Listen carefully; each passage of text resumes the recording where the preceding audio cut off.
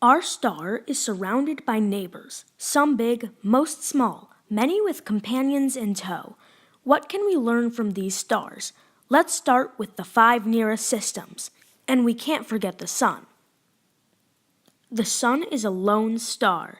It is 93 million miles away, has a mass of 1.989 times 10 to the 30 kilograms, has a spectral type G2V, and the facts about viewing it are it has an apparent brightness of negative 26.74. You know, negatives are brighter in this case. And its path in the sky from the equator is always changing. And does it have a planetary system? What do you think? Alpha Centauri is a trinary star system. That means that there are 3 stars in the system.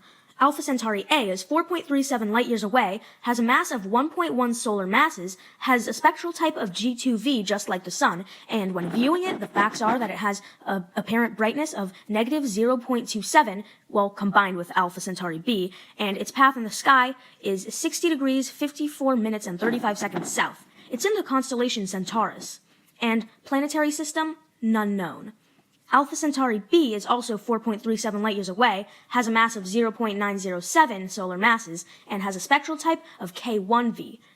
The facts about viewing it are it has an apparent brightness of negative 0.27, remember it's with Alpha Centauri A, and its path in the sky is the same as Alpha Centauri A's path in the sky, because from Earth they're so close together that they look like one star.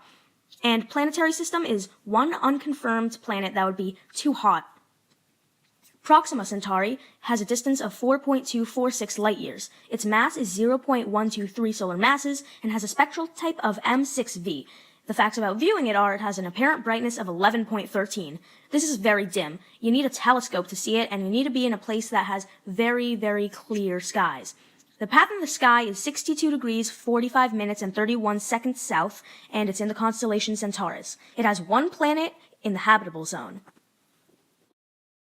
Barnard Star. Barnard Star is a lone star that's 5.978 light-years away. It has a mass of 0.144 solar masses and a spectral type of M4V. The facts about viewing it are it has an apparent brightness of 9.511, too dim to see with the naked eye, and the path in the sky is 4 degrees, 41 minutes, and 39 seconds north. It's in the constellation Ophiuchus, and it has no known planetary systems. Wolf 359 is a lone star. It's 7.86 light-years away, has a mass of 0.09 solar masses, and a spectral type of M6.5V. In viewing it, it has an apparent brightness of 13.54. You really need the strongest telescopes on Earth to view this, like at an observatory. And the path in the sky from the equator is about 10 degrees north. It's in the constellation Leo, the Lion. And it has no known planetary systems. Lowland 21185 is a lone star. It is 8.31 light-years away, has a mass of 0.46 solar masses, a spectral type of M2V, and the facts about viewing it are it has an apparent brightness of 7.52, so like just beyond the realm of visibility. Its path in the sky from the equator is about 36 degrees north, and in the constellation Ursa Major. The planetary system has 1 planetary candidate, a 3.8 times Earth mass planet that is 0.0695 AU away from the star and would have an orbital period of 9.87 days per orbit. Very hot. Sirius. Sirius is a binary star system. It has 2 stars in it. First is Sirius A. Sirius A is 8.6 light-years away from us and has a mass of 2.02 solar masses, a spectral type of A1V, and an apparent brightness of negative 1.46 with Sirius B. This is the brightest star in our sky. And the path in the sky is 16 degrees, 44 minutes, and 10 seconds north, constellation Canis Major, and no known planetary system. Sirius B is 8.6 light-years away, has a mass of 0.978 solar masses, and a spectral type of DA2. This is a white dwarf star. That means that it's what the Sun will look like when the Sun dies. And it is negative 1.46 because it seems to be the same star as Sirius and has the same path in the sky.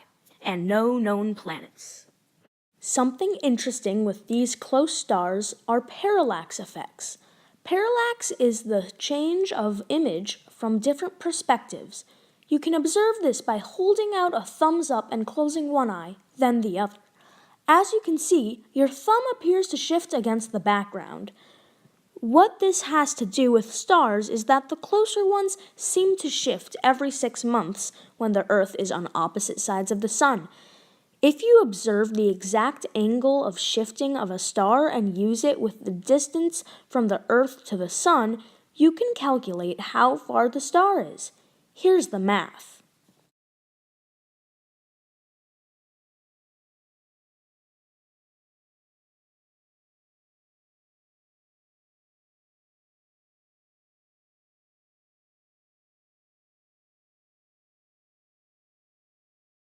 This method only works for measuring close stars. The farther they are, the less they shift.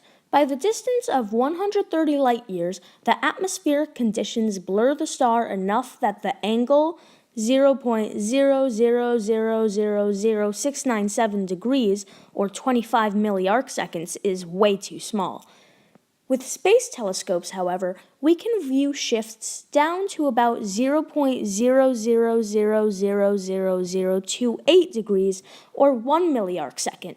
This means that we can find the distance of stars up to 3,250 light years away. That still isn't a lot, though. Although we can see hundreds of thousands of stars like this, the Milky Way is made of billions of stars. Here is a scale representation of how far we can use parallax.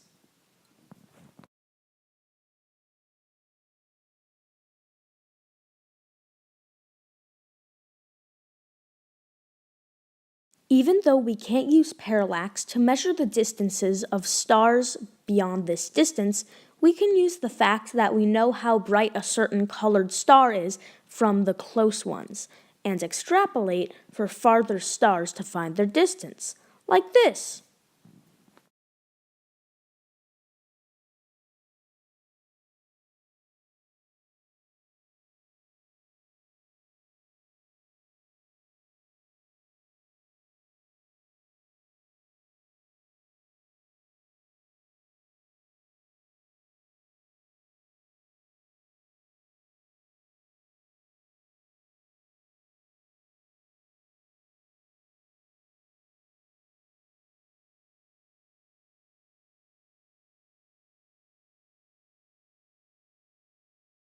The problem with this method is that some astronomical structures, like black holes, aren't close enough for us to find a distance to extrapolate.